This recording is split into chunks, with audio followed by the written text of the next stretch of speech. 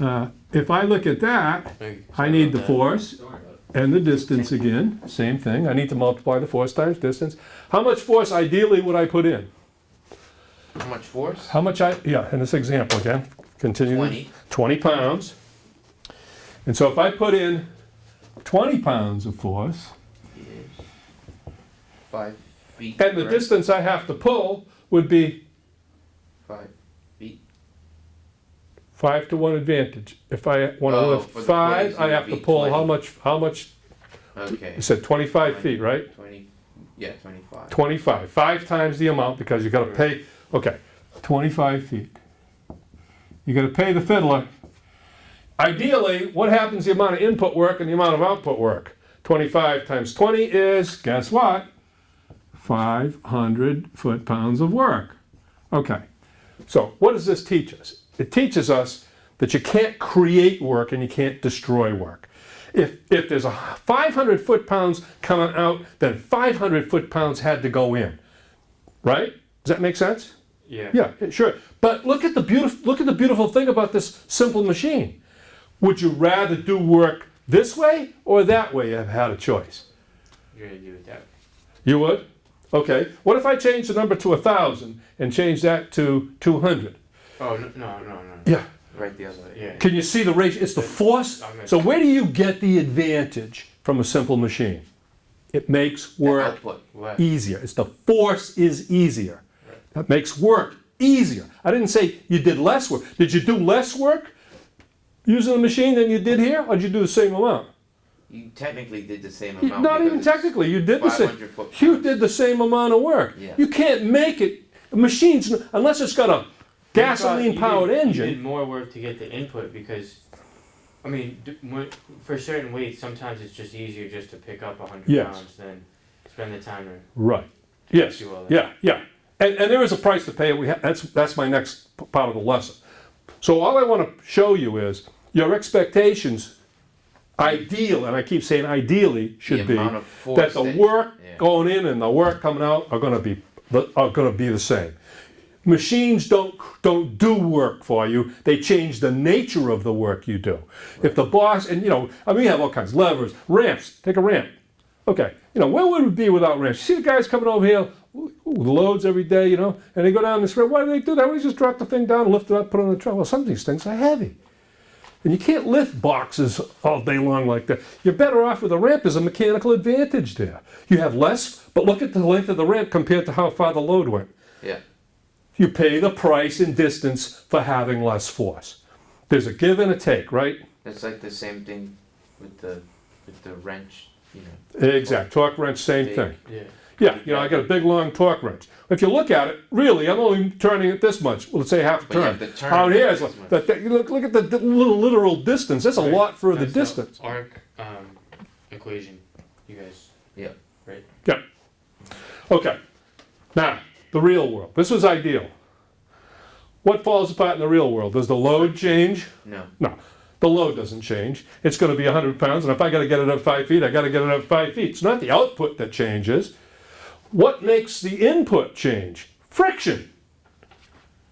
So friction is going to be a given number that they give us, and we just have to add. it Well, they'll have some way for you to get a handle on the fact that the input work's going to be a little bit more than this. So they made a mistake in one of the examples in the book, and again, I'm finding examples of the book that are absolutely foolish mistakes. The distances will never be anything but ideal. Yeah, this one it says Yeah, 9 instead of 6 feet. I know. So they're picking some poor examples.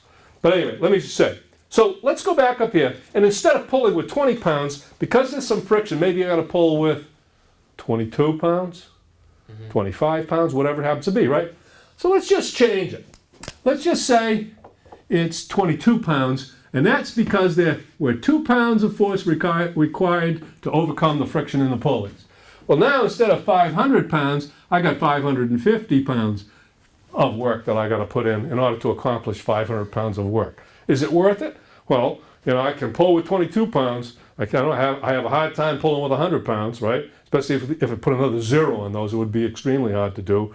So you can see this. So look at these two, and then you can put the percent efficiency, a number to it. What's the output work? Well, it's the load. That's going to be, for this example, that's going to be 500 foot-pounds. What's the input work? In the real world, it would have been something like 550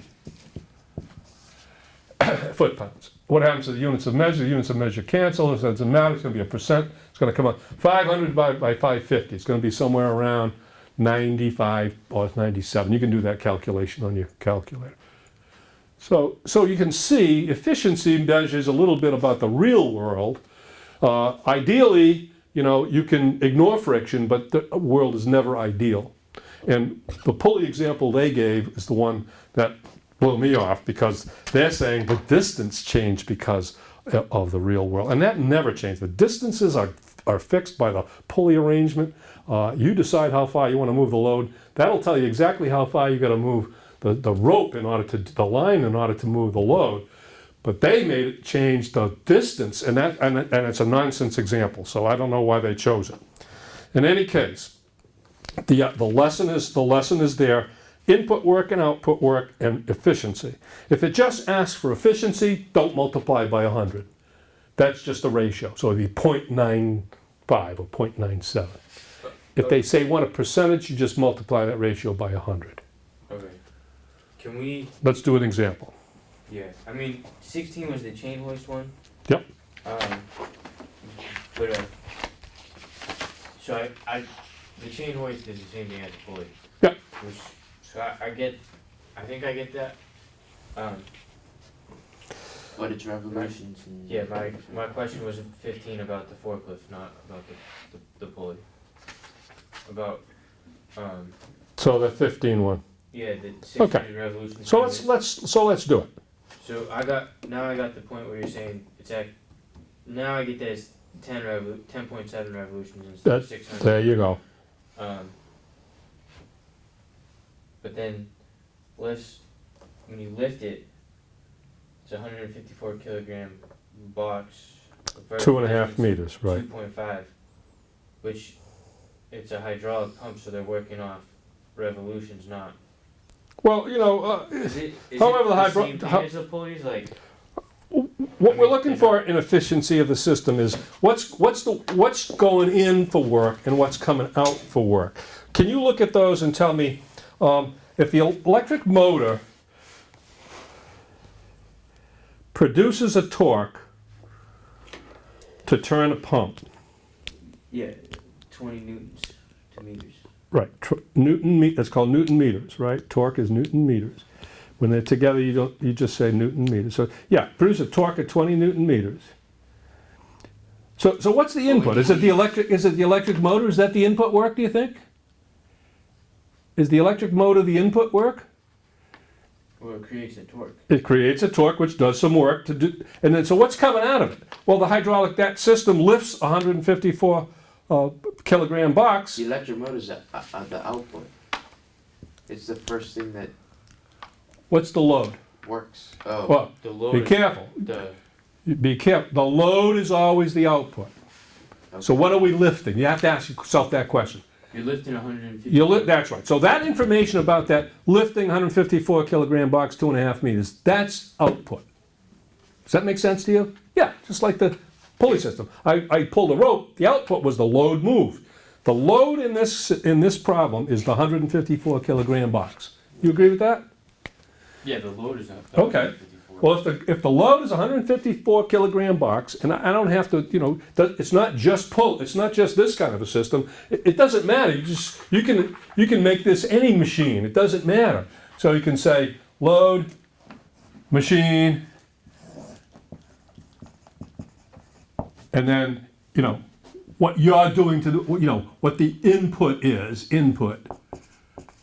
The input would be the torque. Right. So here you go. So this case, the input comes from a rotational sense. It's torque times what? Times the revolution. That's right. Radians, right? Right. So that's the work input. What's the work output? 154 kilograms, is that what they said? Yeah. And how far up is that going to move? 2.5 meters. 2.5 meters. Well, so I know that this is the output work. Well, output work is force times distance. What's wrong with this picture? Well, we have something in. We have a mass, not a force. The same problem we started with the very first chapter in the book, we need right? to change that to Newton.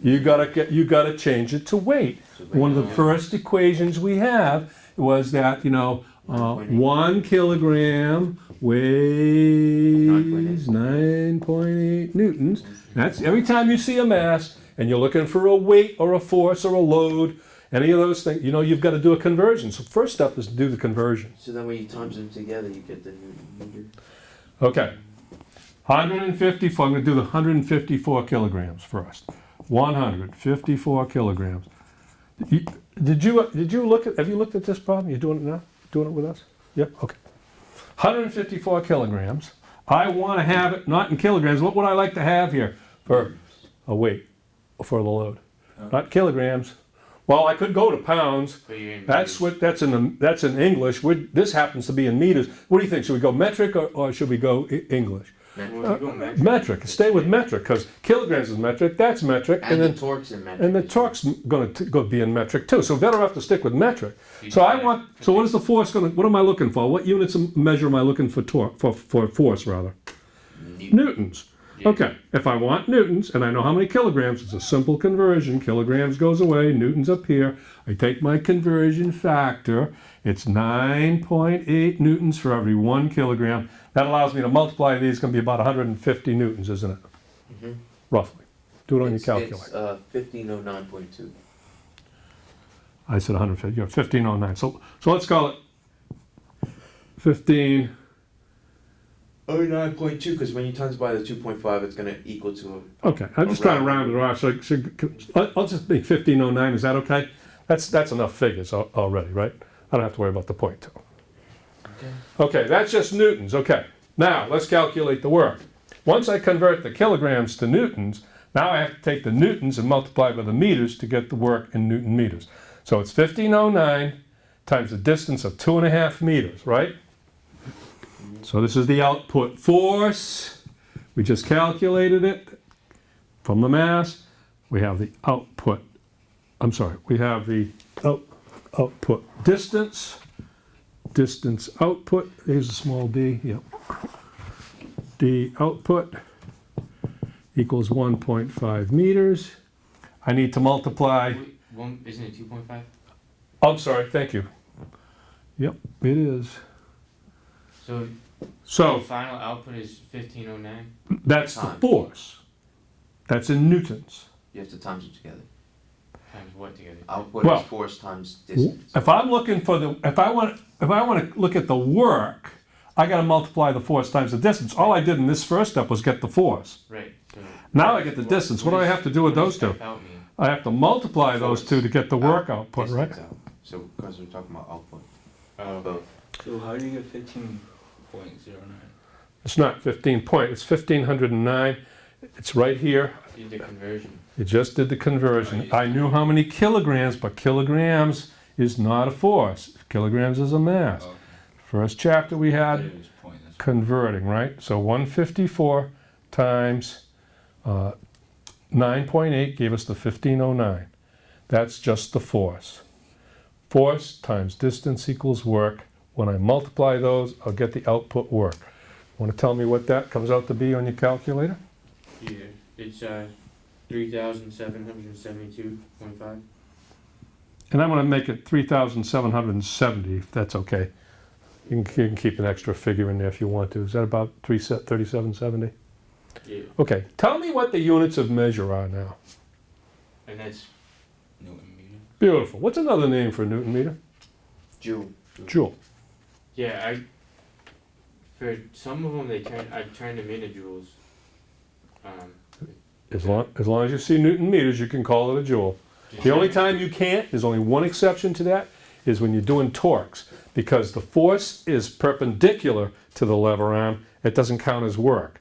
It counts as torque. You have to multiply it by the radians first, then you can count it as work, then you can call it joules. A little tricky, not the most important thing we're ever going to learn. So if you make a little mistake on that, that's fine. I'll say it one more time. Torques are measured in Newton meters, but the reason it's not work is because doesn't go The for lever anything arm into is perpendicular to the Yeah. force, and remember, when you do work, the force and the direction of motion have to be the same. Right. So you have to take the torque to multiply it by the radians in order to get work. Then it turns into a joules, if you want to call it that. Let me see which one. So Newton meters is a correct answer too. Yeah, make sure keep you satisfied. So Newton meters, I'll put it down as Newton meters, but I'll also put in parentheses joules. Okay. So far all we've done is calculate the output side. But you just said you can't make that a joule.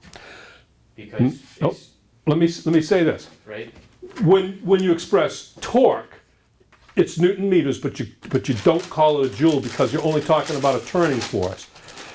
When you multiply it by theta, which is radians, but we don't have any units of measure. Remember I said no units? Yeah. Then it's Newton meters over here, but this time it is work, so it is joules. 13 can't be joule because we're talking about torque. If it's a torque, it's Newton meters. It's Newton. If it's work, it's Newton meters times the radian measure, then it becomes joules, and it's not the most important thing in the world. Okay, because I did that Okay. for a couple of them. I turned them into That, joules, which you know, and if you did, I wouldn't call it wrong, okay? I understand there's a little confusion there. It's a very fine point. Fine points are okay when you're at the expert level. Right now, we're just trying to get the basics thing. Okay, that's just the input side. Let me erase some of this stuff. We got stuff everywhere here. Let me get rid of some of this. And now I got something, the input side. What's creating the work that went into this? Well, you know, it wasn't a person this time, it was a rotating motor, wasn't it? The input was a motor that had some torque, and that created the turning motion that lifted the load. Not unlike what we're going to do in the lab today, except we're not going to use a motor this time. We'll use a motor in the next lab, I think.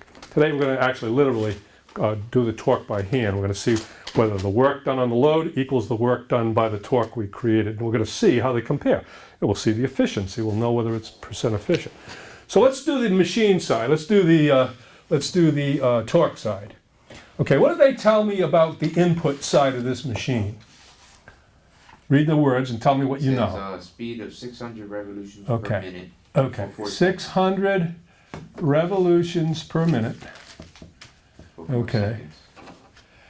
Time is 4 seconds. so you have to divide that. And it Yeah, you gotta figure out how many revolutions, right? From this, you can see the thing you need. If you need to know input work, and it comes from something that rotates, you start with the formula. The formula for work done by a rotating system, in this case it happens to be an input, Torque times is- theta. torque times theta. And we know the other thing we always gonna do must be in radians. Yeah.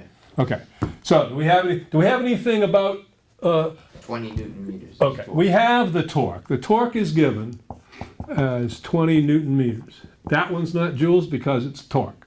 So it's just Newton meters. So I put in the 20 here, Newton meters. Well, it's apparent that this information is telling me something about it. I mean, if I run a thing going 600 RPMs for 4 seconds, what can I get from that? I can say how many times it went around, and you already did this. Did you get that? Yeah. Let's- 10.7. 10.7, right? So let me just figure this out. Here's how I do it. Again, how do you do this stuff? You could maybe just do it in your head. We have the beautiful tool that we're going to use throughout the entire course, and it will be a real help if you really study it, know it. What I want is the number of revolutions first. From there, I'll go to radians, right? We have that conversion. I want revolutions. What am I given? I'm given 2 pieces of information. 600 RPMs. revolutions per minute. And if I write RPMs, I get confused because it's 2 things. It's revolutions on the top and minutes on the bottom, right? Revolutions per minute. So make sure, it's like miles per hour. You have to make sure what's a denominator, what's a numerator. Okay, what else am I given? I'm given For 4 seconds. right. So you just do.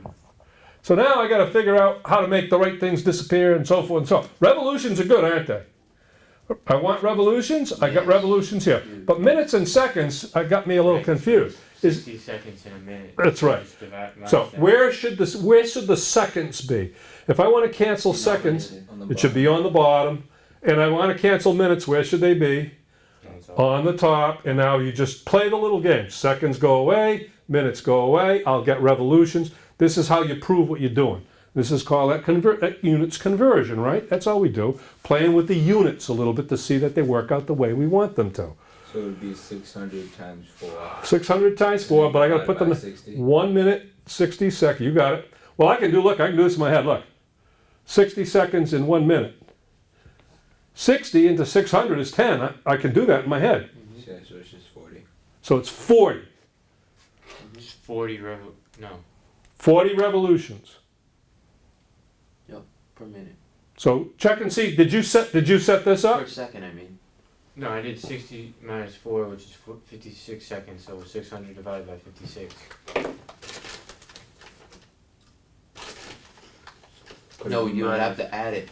You minus the 4 from the 60. You just gotta times it and then divide by 60. So it's not 10.7 revolutions? Because Apparently you're not not. subtracting 4 seconds, you're adding 4 seconds. So it'll be. But no, I'm not sure Adding you're 4 adding. seconds? You're adding No, anything. You're not adding. You're not adding anything. You're converting. You either got to convert this to minutes, is what we really did, didn't we? We converted 4 seconds into minutes, so we could then multiply by revolutions per minute times minutes to get it. But again, if you don't know, can't understand the unit, the equation of it, just set it up this way. You know this and you know that. Those were the two pieces of information that were given. In order to make the seconds and the minutes go away, so I can end up with the number of revolutions, I have to put the seconds on the bottom and the minutes on the top. There's 60 seconds in 1 minute. We did it for 4 seconds, so I could just do that. 4 divided by 60 will tell me how many minutes it went. It's a fraction. It's a small fraction of a minute. Or I just follow the math this way: 600 times 4 divided by 60. 60 that's 10 times 4. This comes out 40 revolutions all day long. Okay, did you find out what? What he did is he had the 60 and then he minus 4 seconds because they No. go. No. And then he No, they can't. No. That's how he got 10. Yeah, no, that's not. You can't subtract anything. You know the rate at which it's going around. You have to know how long it's going around so you can figure out how many revolutions it makes. So that was a tricky step in a way. 20 times 80 pi. Well, now, so how do I go from the number of revolutions so that I can multiply this 20 Newton meters of torque? I got to have this in radians. I got to go to radians now, don't 40 I? revolutions. Okay, so I have 40 revolutions. That's what I have. Times fraction line. 2 radians. And so revolutions on the bottom and radians on the top. Everybody got that, right? And that will tell me radians. That's what I want. I want radians out of this because I have to have radians for this kind of calculation. Well, the revolutions will cancel. That'll give me radians. I need to know this connection. Aren't there 2 pi radians in every 1 revolution? 80 pi. So it's 80 pi is if you want to keep it in pi terms, and you multiply, use your pi button on your calculator, you put 80 times, and it comes out 3.14, whatever. So that all works out, right? Okay. I want to make sure we're all catching. Okay, what's 80 times pi? Well, I know what it is times 20. Let's see, divided by 20. Okay, It is 251. 0.2. 251.2. I'm going to put the 0.2 just because we can round off later if we want to. So now I know how much input work came out. The torque times the amount of angular distance it went, that is the arc length, if you will, rotations, if you will, in radians, which have no units of measure when you're doing calculations, times the torque will tell me the work. It'll be in Newton meters, and this time it will be joules, and that's going to come out to be about 5,000 rather. Yeah, 5,000. 5,000 or something. 26. And then you divide one of those by the other. To get the efficiency. Yeah. Oh, yes, after we're done. So let me put 1,056, is that what you said? 105, 1,056? 5,000. 5,000. 5,050. I got 26. 5,024. Yeah, you Fi- got 5,024. 24, okay. Well, I use the pi button. Yeah. 1.14. It'll make a little difference when you use the pi button. I encourage you to use the pi button where possible, but we're rounding off at the end anyway, so what do you think? Well, we took a look at the output work, now we got the input work, and we can see we got this machine's robbing us a little bit, isn't it? The Huh? input works to 5,000? The input work's the 5,025 joules, right? That's Newton meters, or this time it is joules. It is joules. There it is. There's the input work. This was the output work. How do we do efficiency? Well, if they ask for the efficiency, just divide output by input. If they want it as a percent, multiply that ratio by 100. So the output work is only 3770 joules. The input work came out to be 5,025 joules. Joules cancels, it's just a ratio. And that's going to be somewhere around almost 4/5, which would be a little less than 80. 78? It's 0.75. 75%. 25%. Or 0.75 is the ratio. Well, they ask what is the efficiency. They don't ask. They don't ask for percent, then the answer is 0.75. If they ask for as a percent, it will be 75%. Okay. Let's see if that's what's. That's a little bit involved. So it equals 0.75. That's what that ratio comes out to be, yeah. The input work was 5,000, but we only got 3770 out of it, so it's only 75%.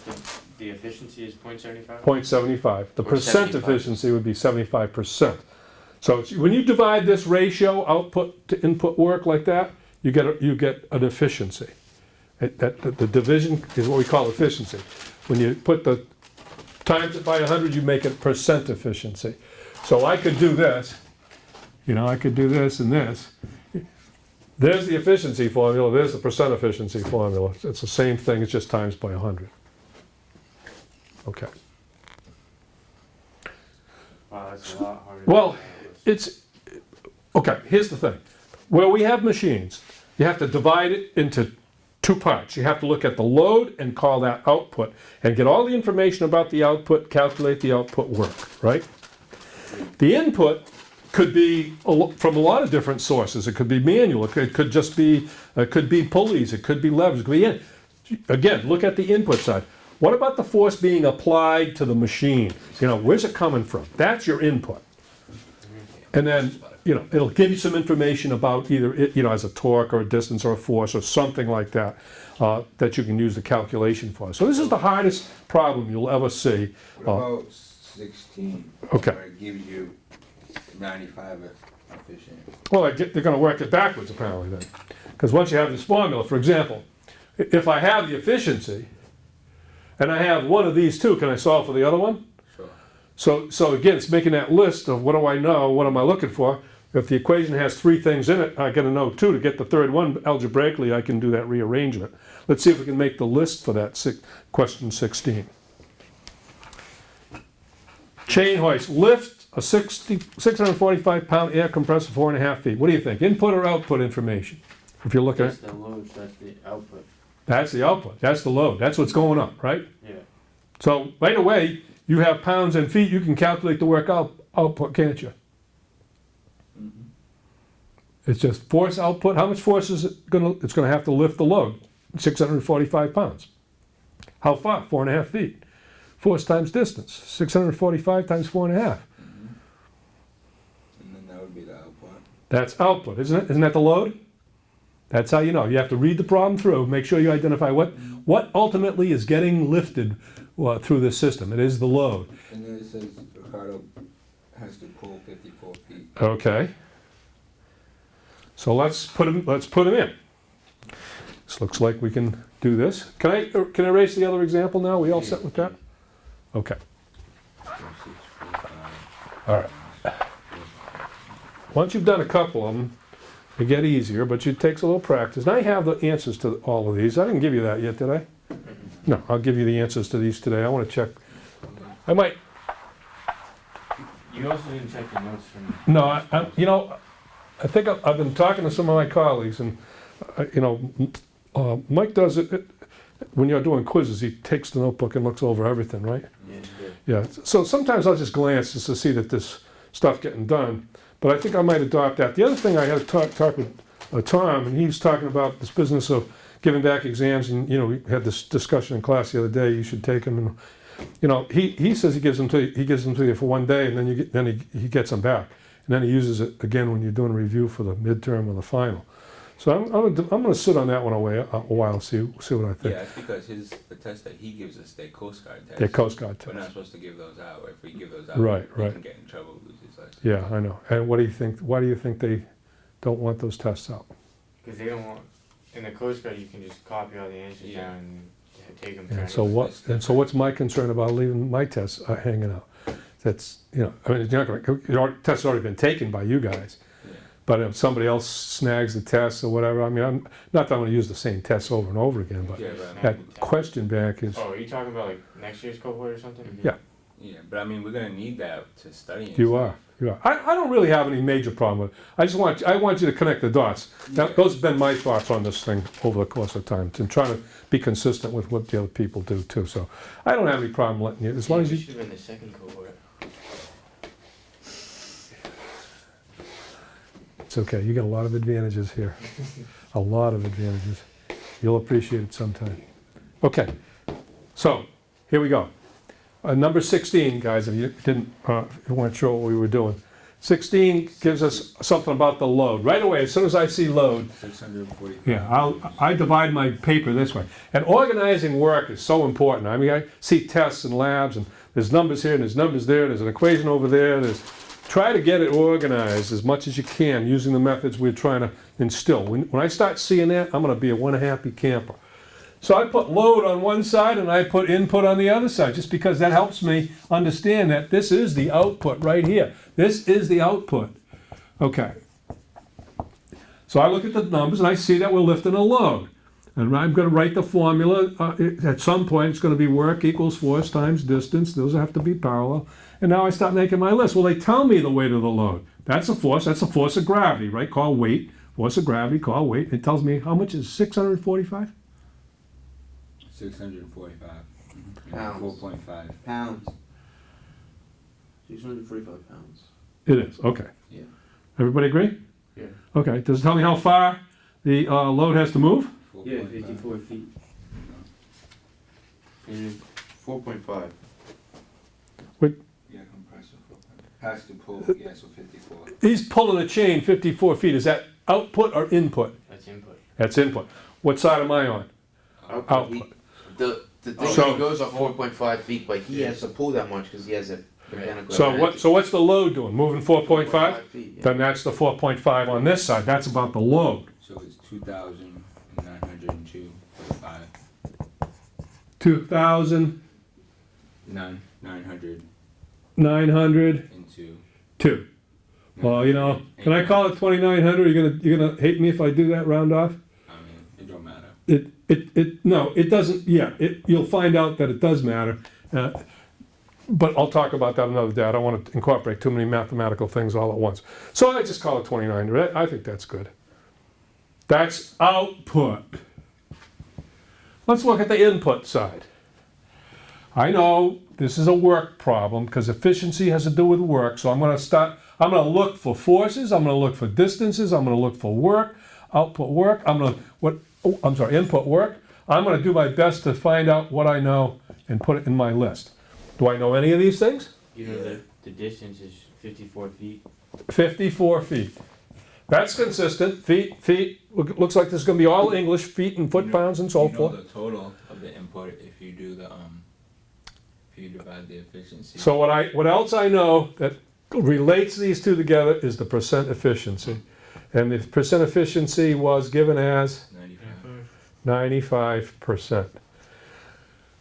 And I don't know the work input. They didn't tell it to me. And they're asking me for the force, aren't they? Yeah, but they give you. This information is going to be so where can I go when I know something about output work and efficiency and I need either force or work? Input equals efficiency times output. There it is right there. Same formula, 2 out of 3. I know the output work is, I'm going to change the numbers here for this problem. The output work, 2,900 approximately. 2,900. My thing is getting a little weak here. And that's joules of work. And again, that's going to cancel eventually anyway. And this time the input work, I don't know. That's my X. That's unknown. If you want to write X, you can. I'll just leave it as W. That's the thing we're looking for. But I know this number is 95, and that's the percentage. So here it is. 1, 2 out of 3. Rearrange it, what do you get? Is it 0.95 or 95? Well, 0.95. if I leave the 100 in, it's 95. If I take the 100 out, it's 0.95. Is it easier for you to get rid of this and just put 0.95? Yes. Then go for it, either way. It'll be Because what's the first input step I got to do? I got to divide by 100 and make it 0.95. It's going to be my first step, okay? So either way, if you see 95% efficiency and you write it as 0.95 and just drop the 100 in the percent, then I'm good with that. You good with that? All right. You okay with that? That makes sense. Okay, otherwise, take the time, divide by 100. When you divide 95 by 100, you get the 0.95. So the first step you got to do anyway is to divide by 100. Now I'm down to this, this, and this. Okay, how do I solve for that? Do I divide by 2,900? Yeah. And I knew somebody would jump to that, and that's the same mistake we made the first couple of classes. I asked about algebraic rearrangement.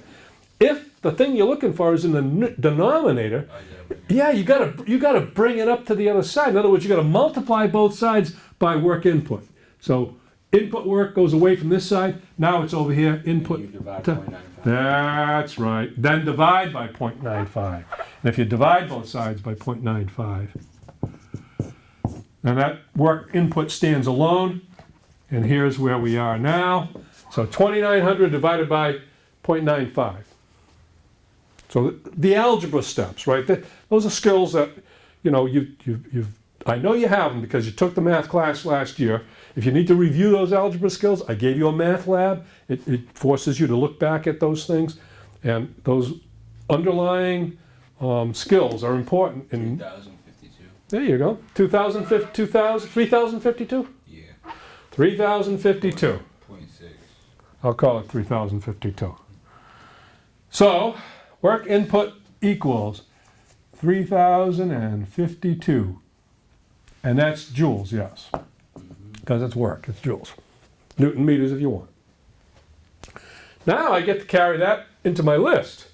Now I have that as 3052. I've answered part of the question already. I've answered the input work, but they want the force. I know this. Work equals force parallel times distance. The distance is 54 feet. The force is unknown, x. The work is 3,052. And if I take joules and divide by feet, I'm sorry, this is not joules. I lied. This is in Newton meter. This is foot-pounds, isn't it? Yes, Yeah. it's Oh, boy. Bad news when the teacher makes that mistake. These are foot-pounds, not joules. I switched in the middle of the problem. I don't have the book in front of me either, so I'm likely to make another one before I'm done. Foot-pounds divided by feet gives you pounds. What do you get? What does the force come out to be? That's going to be roughly 60, a little less than 60. 58? 56.5. 56.5. What units should that be? Don't make the same mistake I made. This is English. Newtons. No. You made- That's what I tell you not to do. pounds. Well, no, foot-pounds is work. This is just a force. I mean, pounds. Pounds, just pounds, right? Weight or force is in pounds. Mass is in kilograms, force is in pounds, or newtons. Okay, so the problem carried us backward through the percent efficiency to the work input. We already had the information for the work output, and from that we will calculate one of the unknowns. Can you see, if nothing else, and I know, I guess I won't ask you if you can see it. I'm going to ask you, please try to see the importance of organizing the work in a way that you can see where the numbers belong. Making those lists. When it's a machine, output side, input side. Separate the two. It's so easy to confuse where the numbers go. Focus on that first. What's the load doing? Okay, what's going into the machine to allow this to happen is the input side. And then you've got two formulas to work with. You've got the work formula, whether it's linear or rotational, the work formula for rotational, torque times theta. And then you've got the percent efficiency formula, or just the efficiency formula. And when you put those together, you can do a lot of good calculating around simple machines. So that took care of 15 and 16. Those are the hardest ones on the pages, for sure.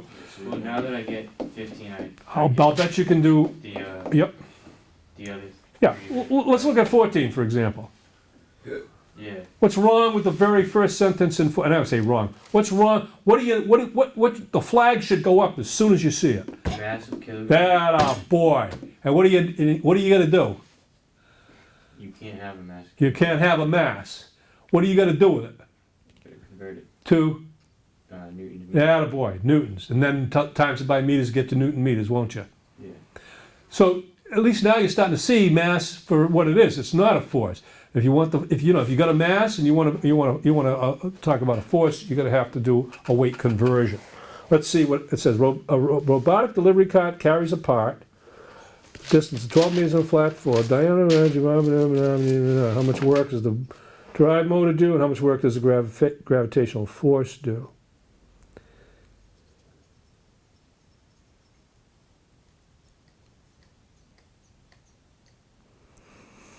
Oh, well, there's something about this. What if I were to pick up, we did this the other day in class, but I'm not sure if you'll see it when you're doing the problem.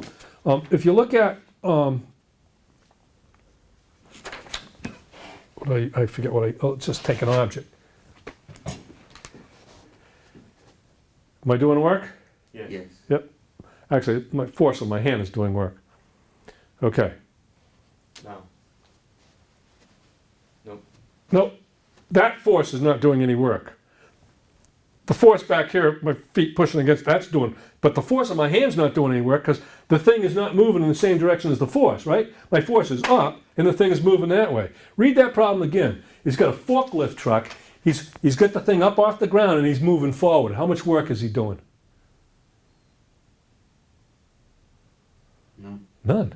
Distance of 12 meters on a flat floor, the wheels have a diameter. I don't care if the distance was 1,000,000 miles. If I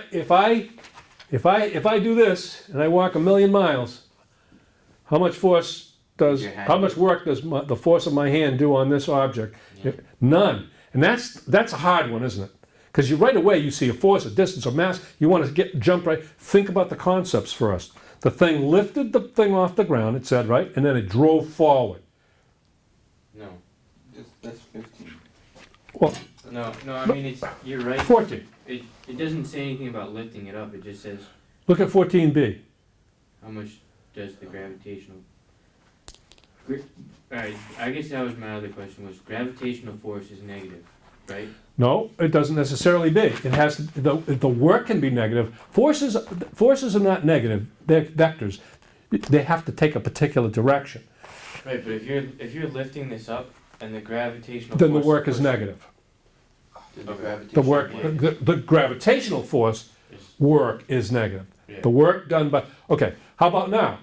It's positive. It's going with the direction of the force. So that's the other thing about it is that the work it does, the work that a particular force does can be negative or positive. The force itself is not negative or positive. It has a direction. In this case, it's down, right?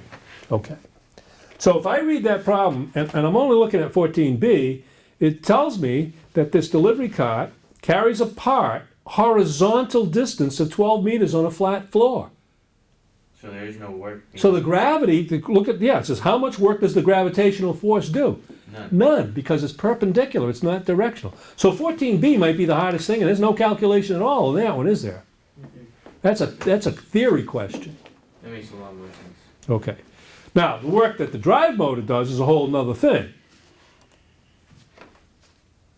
Applies a torque to the wheels, and it tells you the amount of torque, and it tells you something about the diameter of the wheels, and they want to know something about how much work. Well, what does it sound like? Rotational or linear when they're talking about this? Rotation. Rotational, because the wheels are going round and round, right? Yeah. So right away, I start with what formula? Torque. The torque formula. And I actually could write that the work done in a rotational thing is equal to the torque times the theta, right? Mm-hmm. So, okay, so I know this is rotational. Right away, that's the equation I'm going to go for. Does it tell me any of these things?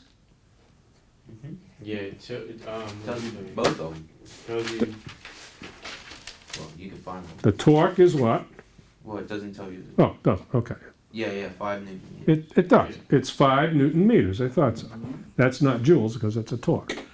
So 5 Newton meters is torque. What else are they telling me? They're telling me the diameter of a wheel, And the distance on a flat floor. And we the know distance on the that- flat floor doesn't really matter. doesn't matter.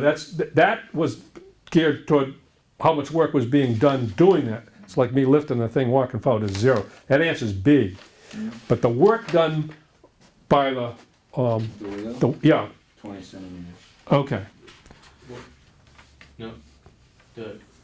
Isn't the wheel the 20 centimeters, isn't that the, That's the diameter, so yeah, the radar?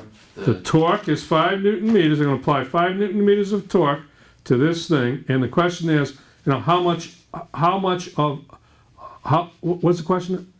What does the gravitational force do? How much work does the gravitational That's B. We're looking at aces. How much work does the drive motor do? Okay, so we're looking for work. Yes, the 20 centimeters is, doesn't, I mean, it matters to find the theta. That's right.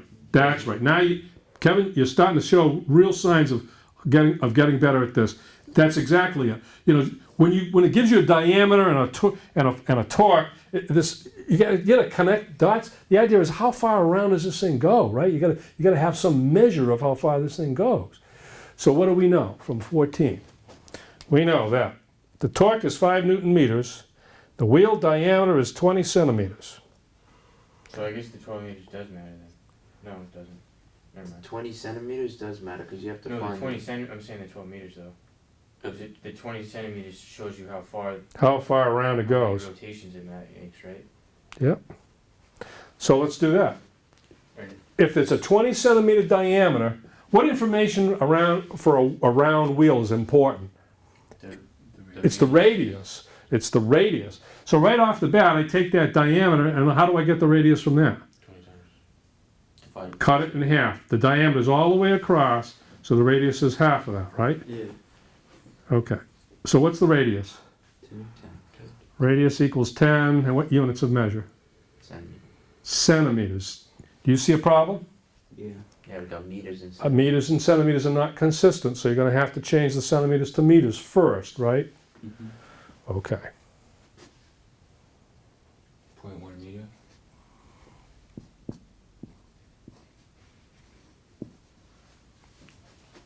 And you can do that showing the factor label stuff. If you happen to know it's 2 places, you can move it over and you get 0.1 meter out of it.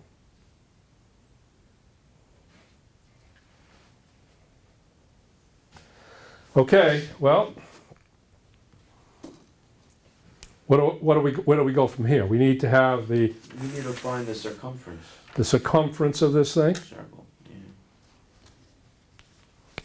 Yeah. 2 pi radians. Yep. 2 pi radians, yes. 2 pi radians. Read the problem again. Wheels have a diameter of 20 centimeters. That's now 10 centimeters radius, which is 0.1 meters radius. And the drive motor applies a torque to the wheels of 5 Newton meters while the cart is moving. If we find the circumference, then we can see how many rotations. How many does rotations it in made. 12 meters. That's right. So we need a formula. So, Circumference is 2 pi radians. circumference all the way around one time is 2 pi radians. Circumference of any circle is 2 pi radians, or 2 pi times the radius. 2 pi The radius is right? 10. 0.10 meters, we have to meters, right? Mhm. Times 2 pi, 2 pi times times 0.1. 0.6, 0.62. 0.62. 0.62 meters. Yep. Then you do 12 divided by 0.62 and you get how many rotations, correct? And the 12 comes from? Meters. That's how much. That's the distance it traveled. That's the forward distance it Yes. traveled, that's right.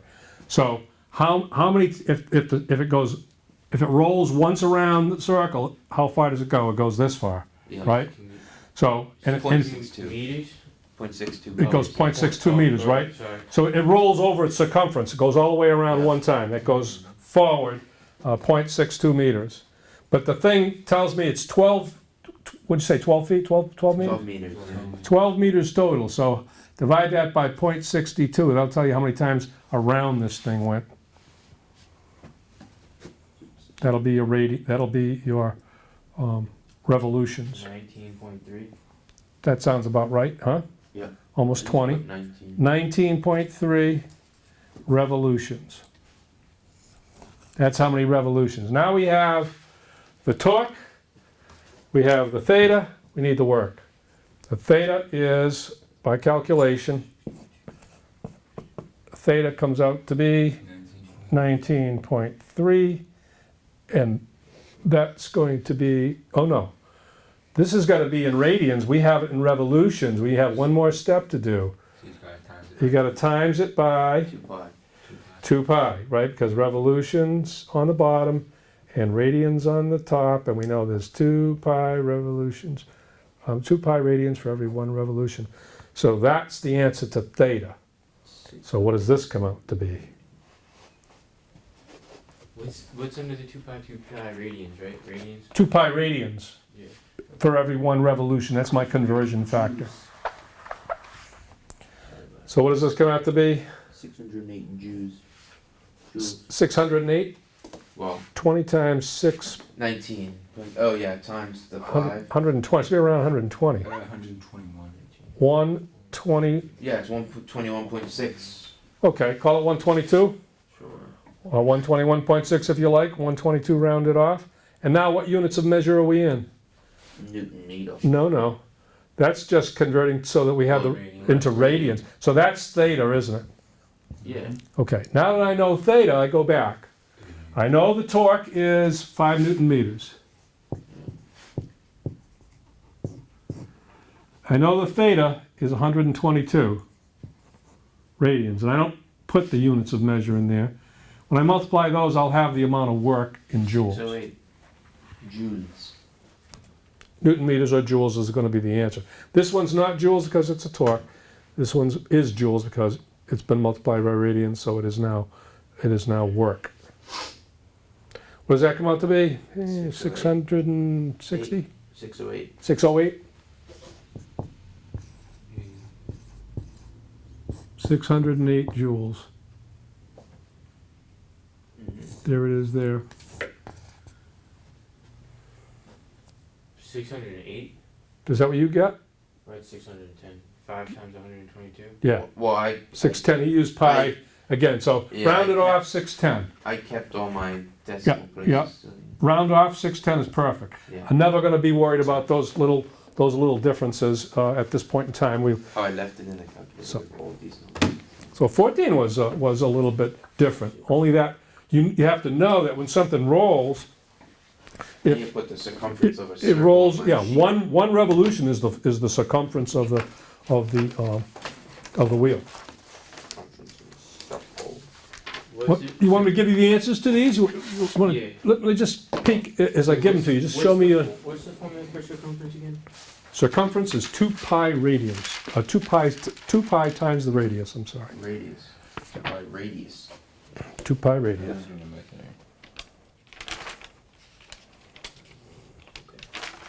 Okay.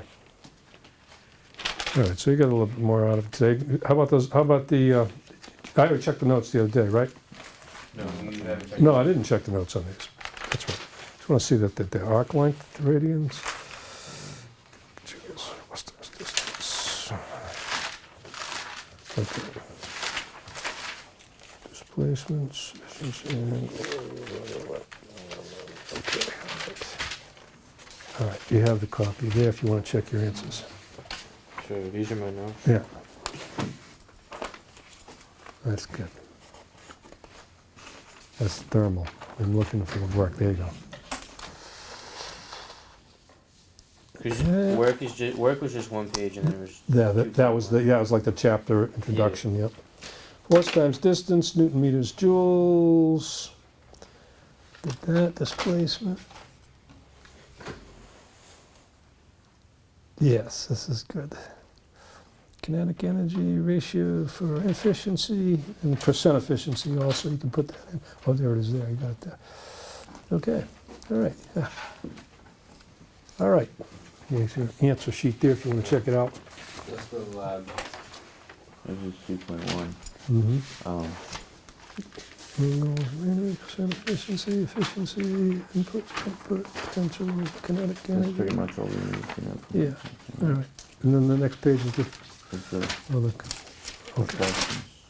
all right. And then- Here's, and then you did the fluid work. I think I postponed the fluid work. Did I, you didn't do the read and take notes on fluid work yet? No. The No, it next- was just the the two- questions, yeah. Oh, So that's just a question. I just started to. That's okay, yeah. That's the Yeah, next no. assignment, that's the next assignment, okay. Everybody has a copy of the answer, you can see how you did. If you have any other further questions, now would be a good time to ask. What we're gonna do is we're gonna head over to the lab. I'll give you the lab that's due. Okay, yep, and I have, what, Bolt, did you have your Yeah. thing? I You take have that, high voltage, right? I do. And then I still have some other questions, a couple questions on the graph one.